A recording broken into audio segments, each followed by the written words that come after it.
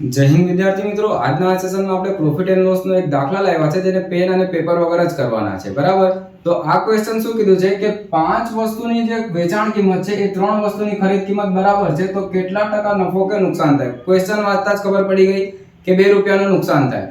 2 રૂપિયાનું નુકસાન થાય કેટલા ઉપર? 5 રૂપિયા ઉપર. એટલે 1/5 કેટલો થાય? 20%. તો 2/5 કેટલો થાય? 40%. આવી ગયો આપણો આન્સર. આવો કઈ રીતે એને ગણીએ? પહેલા તો આપણને શું કીધું છે કે 5 વસ્તુની જે સેલિંગ પ્રાઇસ છે એટલે કે વેચાણ કિંમત છે એ બરાબર છે 3 વસ્તુની ખરીદ કિંમત, એટલે કે આપણે સીપી થી દર્શાવીએ. હવે અહીંયા આપણને સીપી અને એસપી નો રેશિયો લઈ લેવાનો, એટલે કે ગુણોત્તર લઈ લેવાનો. સીપી અને એસપી નો ગુણોત્તર. હવે કઈ રીતે કરશો? આ 3 અહીંયા આવશે, આ 5 અહીંયા જશે, એટલે કે 5 3. તો સીપી અને એસપી નો ગુણોત્તર તમારું કેટલું આવી ગયું? 5 અને 3.